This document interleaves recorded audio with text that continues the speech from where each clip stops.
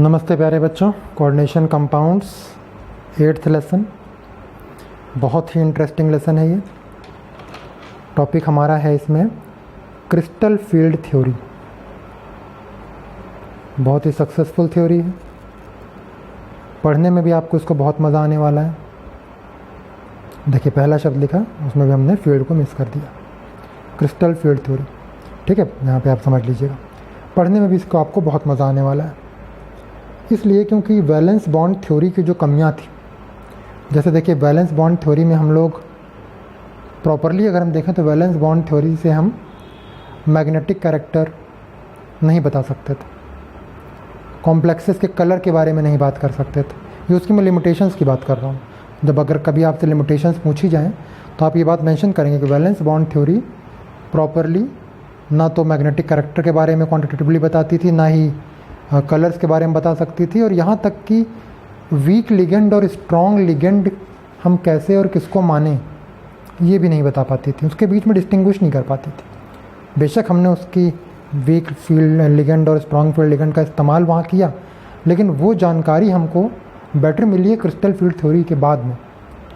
अब आप crystal field theory में बहुत ही ऑब्जेक्टिवली ये पढ़ेंगे कि किसको हम वीक फील्ड लिगेंड बोलेंगे, एकदम मैथमेटिक्स के फॉर्मूले से हम निकाल सकते हैं, और किसको स्ट्रॉन्ग फील्ड लिगेंड बोलेंगे। वैलेंस बॉन्ड में तो आपको जस्ट एक आइडिया रहता था कि अच्छा कार्बन है या हेलोजन है तो कैसा होगा स्ट्रॉन्ग फील्ड वीक फील्ड, वैसे हम अंदाजे लगाते थे। पर यहाँ पर आपको एकदम वैल्यू मिलेगी, और उस वैल्यू को देख के आप फिर स्ट्रॉन्ग और वीक फील्ड लिगेंड का पता लगा पाएंगे। चलिए देखते हैं क्या है इस थ्योरी की खास बातें। चैप्टर आपका चल रहा है कोऑर्डिनेशन कंपाउंड्स, जो किसको कहते हैं हम लोग, कोऑर्डिनेशन कंपाउंड, जो कंपाउंड्स आपके कोऑर्डिनेट बॉन्ड बनाते हैं, ठीक है ना। कोऑर्डिनेट बॉन्ड क्या होते हैं, जहाँ पर electron pair is donated bye an atom.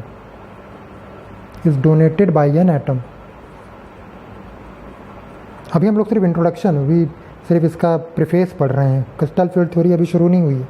हम सिर्फ ये बता रहे हैं कि कोऑर्डिनेट बॉन्ड जब हम पढ़ते हैं तो बेसिकली कोऑर्डिनेट बॉन्ड जो होते हैं ये एक टाइप का कोवेलेंट बॉन्ड होता है, दो एटम्स के बीच में बनते हैं। कोऑर्डिनेट बॉन्ड एक किस्म का कोवेलेंट बॉन्ड है।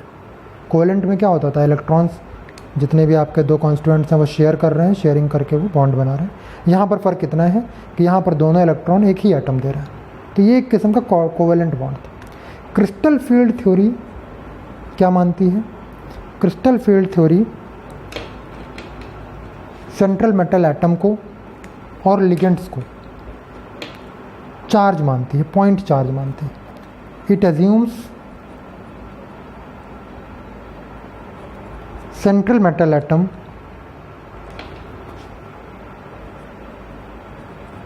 And ligands as point charges. ये इंपॉर्टेंट बात, अभी इसका पोस्टुलेट शुरू हो गया। ये इनको पॉइंट चार्ज मानते हैं। जैसे एक पॉइंट चार्ज की प्रॉपर्टीज़ होती हैं वैसी प्रॉपर्टीज़ ये भी शो करेंगे। और ये क्या एज्यूम करती है, क्रिस्टल फील्ड थ्योरी एज्यूम करती है इलेक्ट्रोस्टैटिक फोर्स को। It considers only electrostatic interactions, electrostatic interactions between the CMA and ligands. Electrostatic interactions between central metal atom and ligands.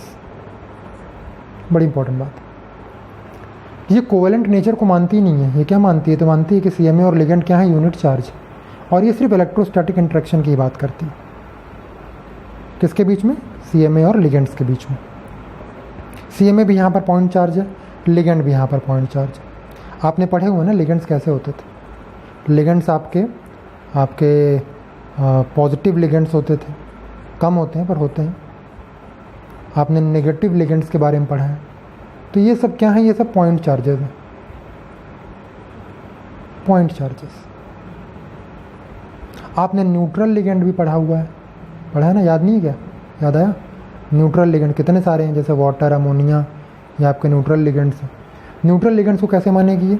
मान लीजिए वाटर की बात कर रहे हैं हम, H2O, तो यहाँ पर आपका नेगेटिव चार्ज होता है, यहाँ पर पॉजिटिव चार्ज होता है। न्यूट्रल लिगेंड्स को ये डाइपोल मानती है। क्रिस्टल फील्ड थ्योरी की पूरी बात हो रही है, ये इन्हें डाइपोल कंसिडर करती है। कहने का मतलब क्या कि सेंट्रल मेटल एटम आपका कटायन होगा और ये ऑक्सीजन जाके उसके साथ में जुड़ जाएगा, ठीक है ना। तो यहाँ पर मतलब पॉइंट चार्ज ये भी रहेगा, this is also point charge. सबको पॉइंट मानती है, लेकिन पॉइंट अब क्यों नहीं मान सकती? क्योंकि ये एक कॉम्प्लेक्स सी चीज़ है पूरी, तो इसको पॉइंट चार्ज से बेटर एक डाइपोल की तरह हम ऐसा ना बोल के हम बोलते हैं कि ये एक डाइपोल है। चार्जेस के ही इंटरेक्शन यहाँ पर होंगे। बेसिकली आप ये समझें कि जब हमने बोल दिया इलेक्ट्रोस्टैटिक इंटरेक्शंस, तो क्रिस्टल फ्लूइड थ्योरी क्या समझ रहे? क्रिस्टल फ्लूइड थ्योरी की नज़र से अगर हम देखें, उसके प्रीव्यू से देखें, तो ये कोऑर्डिनेट कंपाउंड्स आपके आयोनिक कंपाउंड की तरह हो गए। Crystal fluid theory coordinate compounds को ट्रीट करती है कैसे? आयोनिक कंपाउंड्स की तरह, क्योंकि इलेक्ट्रोस्टैटिक फोर्सेस के बारे में बात करती है। तो ये इसके कुछ इंपॉर्टेंट पॉइंट्स हो गए। एक आध पॉइंट और उसको भी डिस्कस कर लेते हैं। क्रिस्टल फ्लूइड थ्योरी में और आपको क्या पढ़ना है? पहला तो हो गया कि अज्यूम करती है इनको पॉइंट चार्ज की तरह, फिर इलेक्ट्रोस्टैटिक इंटरेक्शन की बात करती है, फिर क्या बताती है कि जहाँ भी आपके वेयर एवर, अब इन पॉइंट चार्जेस में क्या होगा? Wherever there is attraction, किसके बीच में? पॉइंट चार्जेस के बीच में। Attraction between point charges. कौन से point charges? CMe and ligands. तो एनर्जी डिक्रीजेस। इसको हम डिटेल में एकदम पढ़ेंगे, आप बिल्कुल निश्चिंत रहिए। पूरा एकदम ऑपरेशन कर देंगे हम क्रिस्टल फील्ड थ्योरी का बढ़िया से। बस आप समझते चलिए, लेसन को ध्यान से देखते चलिए। और इसका उल्टा भी एकदम सही होगा।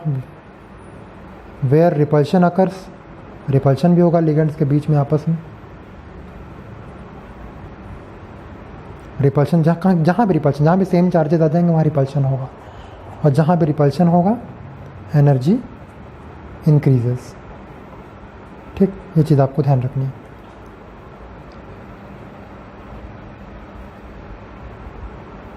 और उसके बाद क्या होता है कि कॉम्प्लेक्स कैसे बनेगा? कॉम्प्लेक्स आपका बनेगा जब आपका नेगेटिव चार्ज लिगेंड अप्रोच करेंगे CMO को। लिगेंड्स अप्रोच, ये भी इसका एक पोस्टुलेट आप मान लें। Ligands approach,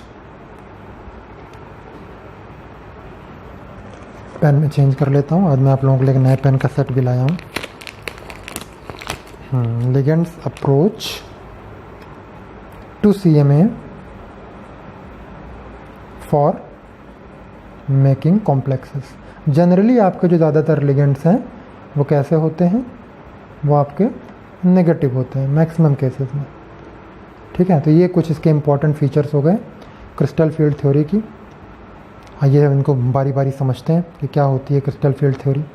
crystal field theory के बाद में देखिए अब हम पढ़ेंगे कि क्रिस्टल फील्ड थ्योरी के पॉइंट्स तो हो गए। अब हम पेज पलटेंगे और ये देखेंगे कि जब लिगेंड्स अप्रोच करते हैं सेंट्रल मेटल एटम के पास, तो क्या क्या होता है सेंट्रल मेटल एटम के अंदर, क्या पूरा वातावरण कैसा बन जाता है।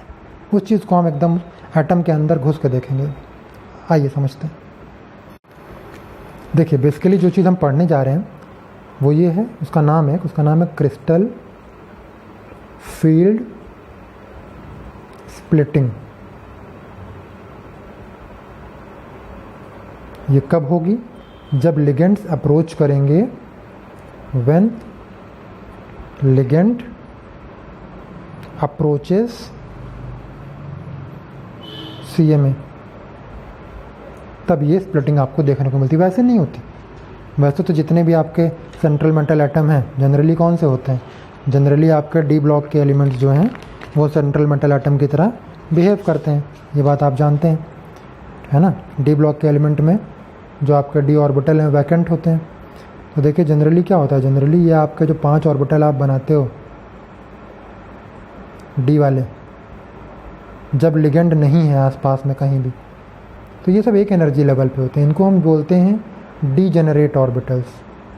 क्या बोलते हैं, डीजेनरेट ऑर्बिटल्स। ठीक है ना, 3D की अगर हम बात कर रहे हैं तो ये 3D का डीजेनरेट ऑर्बिटल है। पांचों का एनर्जी लेवल सेम होता है। खेल तब शुरू होता है जब लिगेंड इनकी तरफ आता है। क्या होता है जब लिगेंड इनकी तरफ आता है, चलिए उसको समझने से पहले हम इन पांचों के शेप को एक बार देख लेते हैं। देखिए जो 5 हमने बना दिए, इनके क्या क्या नाम हैं। इनके नाम हैं, एक है आपका DXY, ये आप जानते हैं, 11th में आपने पढ़ रखा है डिटेल में। DXY का मतलब जो XY एक्सेस पर हो, एक को x मान लिया, एक को y मान लिया हमने, ठीक है ना। जो XY एक्सेस पर है उसको हमने बोला कि ये हमारा DXY हो गया। चलिए देखते हैं कैसा होता है ये। d ऑर्बिटल आप जानते हैं, जो DXY है ये कहाँ पर पाया जाता है, ये इस तरीके का होता है, XY प्लेन में मिलता है। शेप जानना बहुत ज़रूरी है क्योंकि यहीं से अंडरस्टैंडिंग पूरी आपकी बनेगी। दूसरा ऑर्बिटल आप जानते हैं इसका DYZ, ये कैसा होता है देखिए, DYZ। इस बार आप y और z एक्सेस बना लीजिए, एक को y मान लीजिए, एक को z मान लीजिए। तीनों होती हैं, हम तीनों नहीं बना रहे, अभी हमको ऑर्बिटल्स नहीं पढ़ना, अभी हमको सिर्फ इनकी शेप समझनी है कि ये अलॉन्ग द एक्सिस होते हैं कि इन द प्लेन होते हैं। अभी तक मैंने जो 2 बनाए हैं वो इन द प्लेन है, आपके एक्सिस के अलॉन्ग नहीं है। तीसरा हम जानते हैं DZX, इसकी भी शेप बना लेते हैं। ये एक को Z बोल दीजिए, एक को X बोल दीजिए, और ये भी आपका along the in the plane होता है। चारों लोब्स इसके ऐसे होते हैं, एक्सेस पर कोई नहीं। ये इनकी शेप है तीनों की। ये तीनों मिलकर जो चीज़ बनाते हैं उसको हम क्या बोलते हैं, उसको हम बोलते हैं T2G ऑर्बिटल्स। इन तीनों के लिए एक नाम है, बड़ा हल्का कलर है, दूसरा लेते हैं। इनको हमने नाम दिया है T2G ऑर्बिटल्स का। क्या नाम दिया है, T2G ऑर्बिटल्स। T2G ऑर्बिटल्स, ठीक है, ध्यान रखिएगा नाम। T2G का मतलब है कि ये 3 ऑर्बिटल। T2G का फुल फॉर्म क्या होता है, वैसे तो G तो आपका सिमेट्री बताता है, बाकी T2G को हम यूज़ करते हैं ट्रिपली डीजेनरेट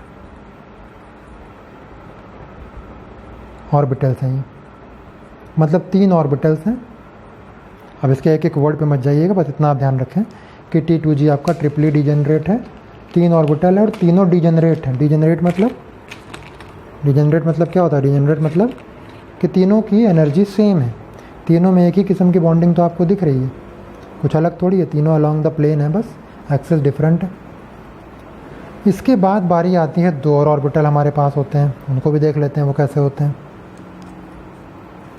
देखिए इसके बाद आता है आपका एक इस तरीके का ऑर्बिटल जिसको हम कहते हैं DX² Y²। देखिए ये कैसा होता है, X और Y एक्सिस हमने बना ली और अब ऑर्बिटल बनाते हैं। तो ऑर्बिटल इसका इस तरीके का होता है, डबल डंबल शेप्ड होते हैं, डी वाले आपको पता है। तो इसके दोनों डंबल आप देख रहे हैं अलॉन्ग द एक्सिस, ठीक है ना। तो ये आपका DX² -Y², और लास्ट आपका आता है DZ²। ये समझना बहुत ज़रूरी है क्योंकि यहीं से पूरा क्रिस्टल फील्ड थ्योरी समझ में आती है। इसको अगर आप मिस करेंगे तो आपको क्रिस्टल फील्ड थ्योरी समझ में नहीं आएगी, ठीक है। इसमें भी आप X Y Z, X है Y है, Z भी आप बना सकते हैं, इसी को Z मान लें, इसको Y मान लें, और हम यहाँ पर अब इसे बनाते हैं। DZ² की हम बात कर रहे हैं। देखिए ये पहला लोब और ये दूसरा लोब, सेम इसी ऑर्बिटल को कई किताबों में आपको ऐसा भी दिखेगा। ऐसे बना लेते हैं, उसके बाद ऐसे बना के एक इलेक्ट्रॉन क्लाउड आपको यहाँ पर ऐसे दिखा देते हैं। तो एक ही चीज़ है, ये दोनों एक ही चीज़ है, कोई डिफरेंस नहीं इसमें। देखिए ये तो आपके थे T2G ऑर्बिटल ना। अभी जो हमने 2 बनाए हैं DX² Y² और dz²। ये हैं आपके Eg ऑर्बिटल्स। जब लिगेंड अप्रोच करता है तो depending on the ligand, depending on the condition, depending on the ligand, आपके ये जो 5 डिजेनरेट ऑर्बिटल है इनकी स्प्लिटिंग हो जाती है लिगेंड के इलेक्ट्रॉन्स के रिपल्शन के चलते। लिगेंड क्या है? लिगेंड आपका लुईस बेस है, लिगेंड के पास इलेक्ट्रॉन्स हैं, ठीक। यहाँ भी तो वैलेंस शेल में इलेक्ट्रॉन्स होंगे, इन ऑर्बिटल्स में भी तो इलेक्ट्रॉन्स होते हैं। तो ये जो इलेक्ट्रॉन्स इन ऑर्बिटल्स के अंदर प्रेजेंट होते हैं, इनके बीच में और लिगेंड के इलेक्ट्रॉन्स के बीच में रिपल्शन होता है, और रिपल्शन होने के चलते इन 5 ऑर्बिटल की स्प्लिटिंग हो जाती है। ये चीज़ आपको समझनी है। इसी स्प्लिटिंग को हम क्रिस्टल फील्ड स्प्लिटिंग का नाम देते हैं। क्रिस्टल फील्ड स्प्लिटिंग और कोई नहीं है। अब ये स्प्लिटिंग कैसे होती है वो आपको देखनी है कि किस तरीके से स्प्लिट होते हैं। चलिए देखते हैं, 2 पॉसिबिलिटीज़ आती हैं यहाँ स्प्लिटिंग में। उन दोनों पॉसिबिलिटीज़ को हम एक बार दोनों का प्रीव्यू देख लेते हैं। देखिए आपके 5 डिजेनरेट ऑर्बिटल,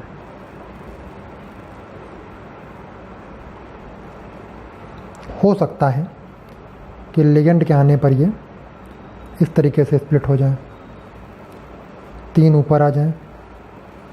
3 कौन से? T2G वाले, और 2 आपके नीचे आ जाए, ठीक। ये आपका T2G आ गया, हायर लेवल। ऊपर बनाया मतलब हायर लेवल, नीचे बनाया आपने लोअर लेवल, ठीक है ना।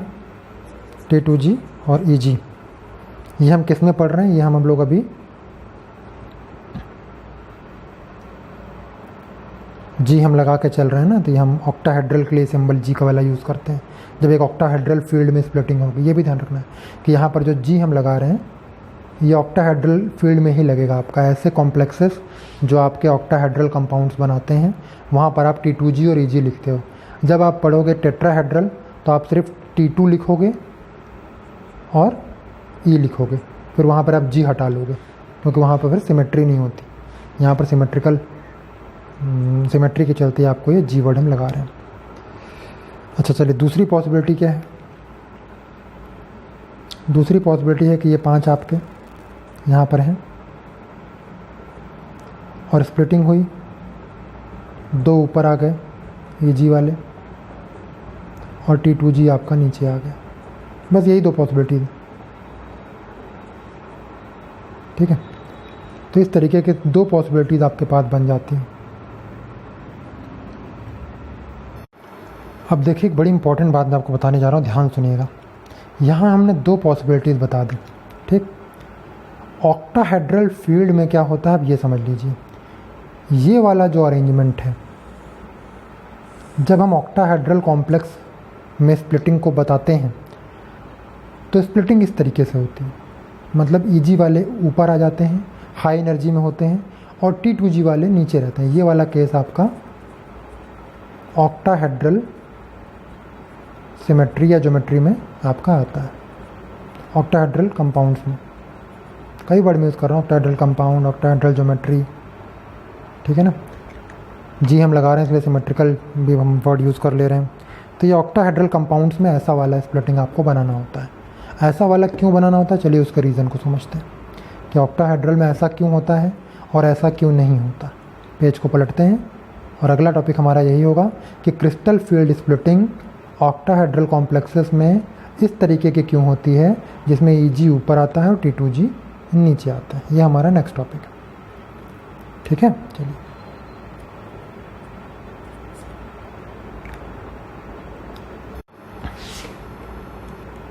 देखिए, ऑक्टाहेड्रल फील्ड में क्या होता है। एक ऑक्टाहेड्रल कंपाउंड आप कैसे बनाते हो? Crystal field splitting in octahedral complexes. आपका मेटल होता है, पहले आप क्या बनाते हो कि स्क्वायर प्लेन बनाते हो,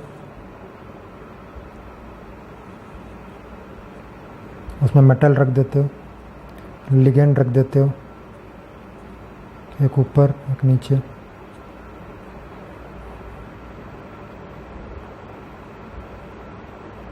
और लिगेंड आपके इस तरीके से बाइंड करते हैं। जो आपने अभी तक पढ़ा है उसी हिसाब से इसको बना रहे हैं, ठीक है ना। तो ये आपका ऑक्टाहेड्रल कॉम्प्लेक्स वाला केस हो गया। चलिए अब हमको क्या पढ़ना है कि इसमें स्प्लिटिंग कैसे होती है।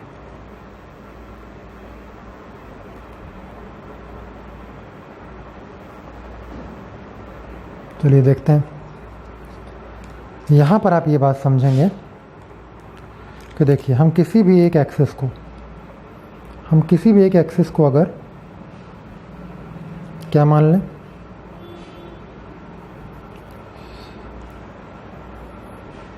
एक्स मान लें, ठीक है। उससे पहले हम आपको बता दें कि ऑक्टाहेड्रल में ये एंगल्स कितने होते हैं।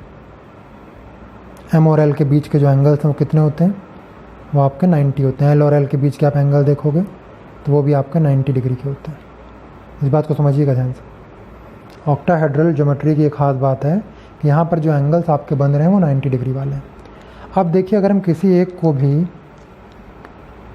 एक्स एक्सेस मान लेते हैं, हमने इसको बोला कि ये एक्स एक्सेस, ठीक है, इधर तक चली गई, ये भी एक्स है पूरी, ठीक। तो ये क्या बन जाएगी आपकी, देखिएगा ध्यान से, 90 डिग्री पर ही है।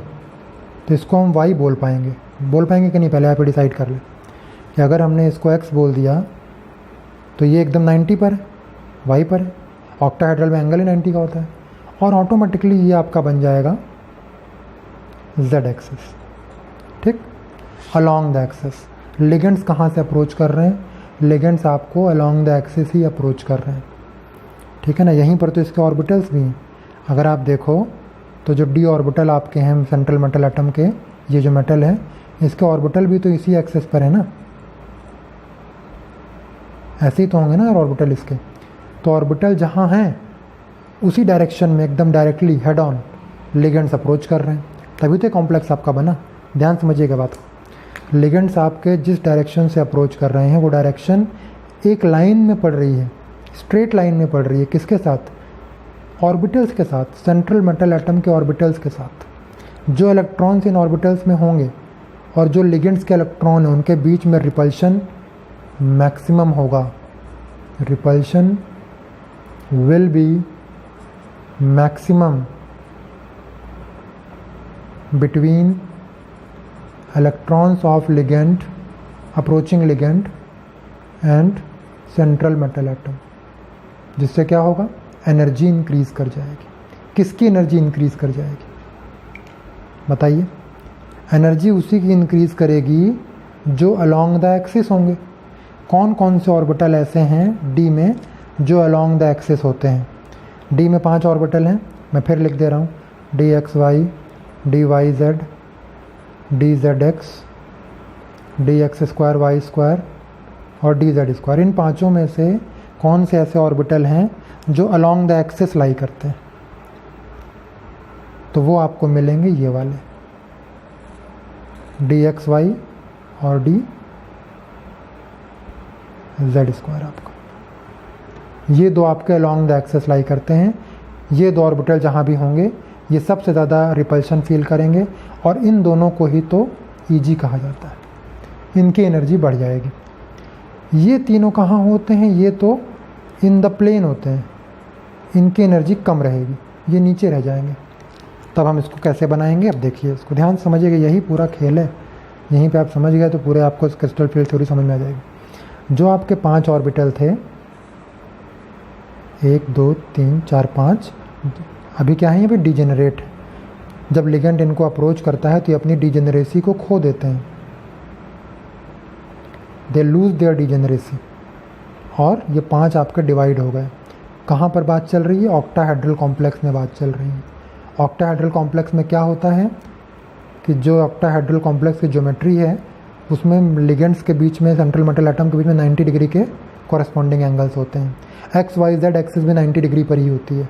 तो ये along the axis ligands approach कर रहे हैं, इसलिए जो orbital along the axis lie करते हैं, मतलब D X square Y square और डी जेड स्क्वायर, इनकी एनर्जी बढ़ जाती है और बाकी 3 आपके जो हैं इनकी एनर्जी कम रह जाती है। इस तरीके की स्प्लिटिंग आपको देखने को मिल जाती है ऑक्टाहेड्रल कॉम्प्लेक्स में। इसको हमने बोल दिया कि ये आपके ईजी ऑर्बिटल है और ये आपके T2G ऑर्बिटल है, ठीक है ना। तो ऐसी स्प्लिटिंग आपको कहाँ देखने को मिलेगी, ऑक्टाहेड्रल कॉम्प्लेक्स में। बड़ी इंपॉर्टेंट बातें आने वाली हैं, देखिए। अब इनके बीच में ये हाई एनर्जी पर है, ये लो एनर्जी पर है, ठीक है।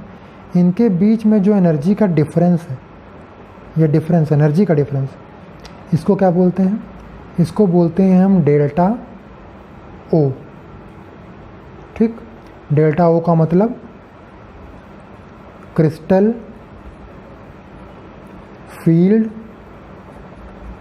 Splitting energy. एनसीईआरटी में बहुत शॉर्ट में दिया हुआ है, इसलिए मैं आपको थोड़ा एलैबोरेट कर दे रहा हूँ।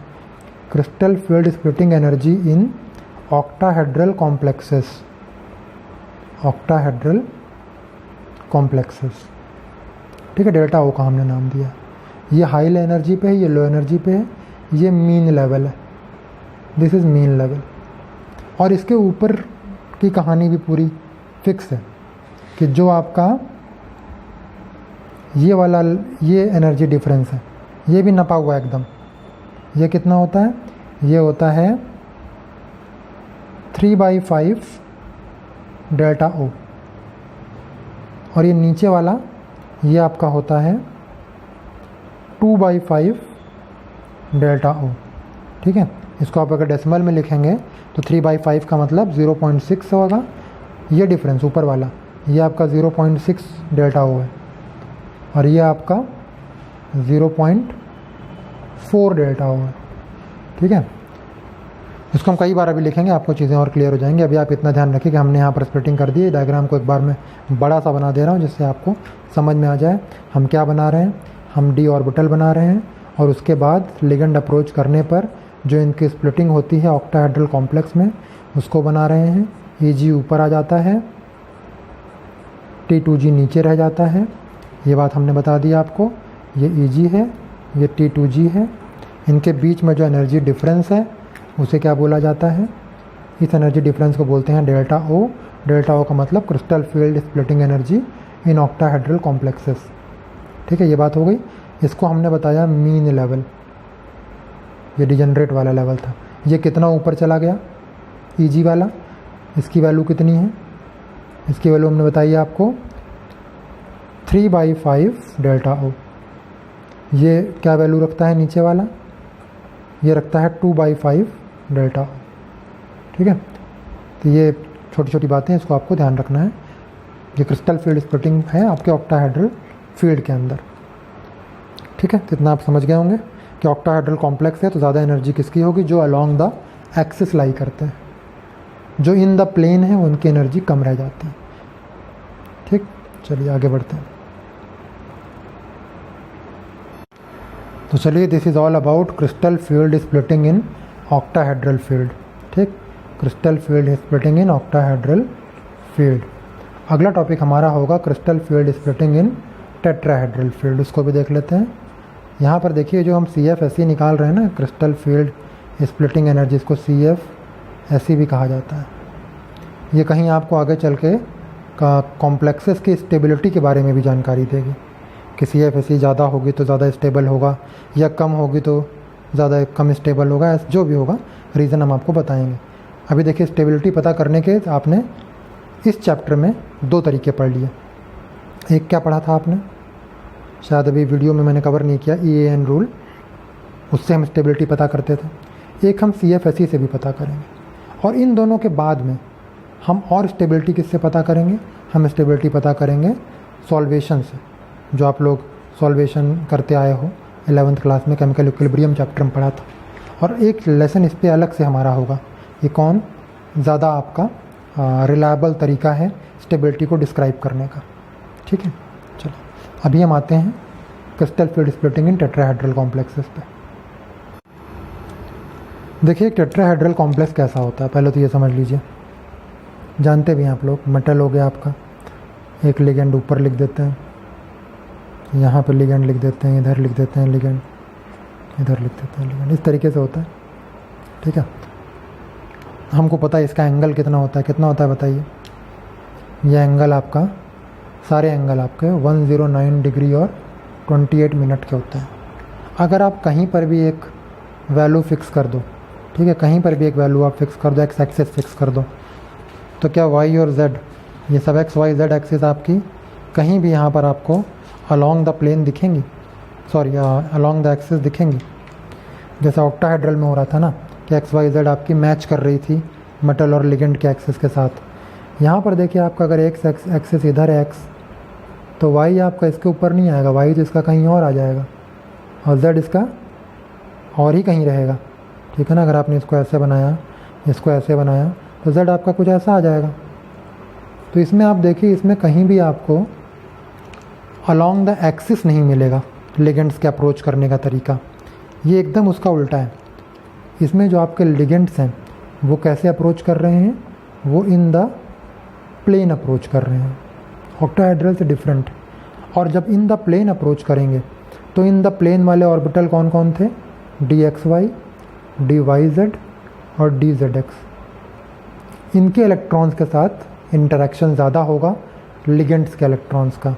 Electrons of ligand will interact more with, किसके साथ ज़्यादा इंटरैक्ट करेंगे, इनके साथ। ये कौन सा लेवल है आपका, ये आपका T2G वाला लेवल है। तो इसका मतलब जो स्प्लिटिंग होगी वो कैसी होगी, 5 ऑर्बिटल डिजेनरेट, और जब स्प्लिट होंगे तो ये 3 आपके हाई एनर्जी पे रहेंगे T2G वाले, और ये आपके 2 नीचे आ जाएंगे EG वाले। इस बार देखिए एकदम रिवर्स हो गया। यहाँ पर देखिए अब क्या टर्म्स आएंगी आपकी, यहाँ पर भी एनर्जी डिफरेंस है, इस एनर्जी डिफरेंस को हम लोग डेल्टा टी बोलेंगे, ठीक है। Crystal field delta T is equal to crystal field splitting energy in tetrahedral field, tetrahedral field, ठीक। इस बार आपका ये मीन लेवल, ऊपर का हिस्सा क्या होगा 2/5 डेल्टा टी, ये एनर्जी डिफरेंस, और नीचे वाला हिस्सा आपका 3/5 डेल्टा टी होगा, ये वाला एनर्जी डिफरेंस, ठीक। चलिए अभी इनका हम आपको लास्ट में बताएंगे, जब शायद ये वीडियो आपका 2-3 पार्ट्स में बनेगा। आज ये ख़त्म नहीं हो क्रिस्टल फील्ड थ्योरी आपकी। अभी तो हमने आपको सिर्फ इतना बताया कि क्रिस्टल फील्ड स्प्लिटिंग कैसे होती है और इसकी बेसिक टर्म्स क्या होती हैं। चलिए इसके बाद हमारा जो अगला टॉपिक है स्प्लिटिंग, तो आप समझ गए होंगे कि कब ये हाई में जाएंगे, कब लो में जाएंगे।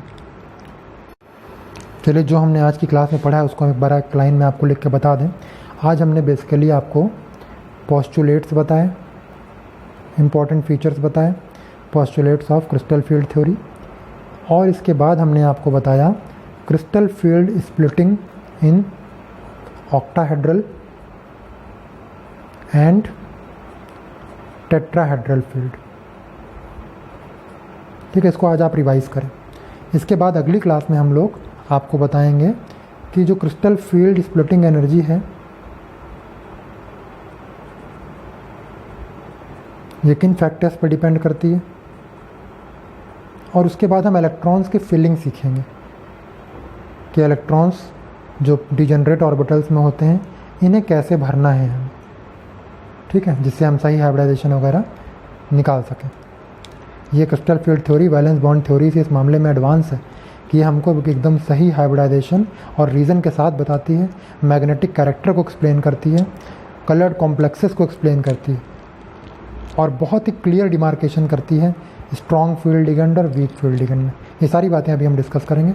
आज हम सिर्फ क्रिस्टल फील्ड स्प्लिटिंग तक रुक रहे हैं, ठीक है। अगली क्लास जल्दी में आपको मिलेंगे हम, तब तक आप कोशिश करें कि पिछले सभी वीडियोज़ आप देख चुके हों, जिससे आगे कंटेंट आपको बेटर समझ में आए।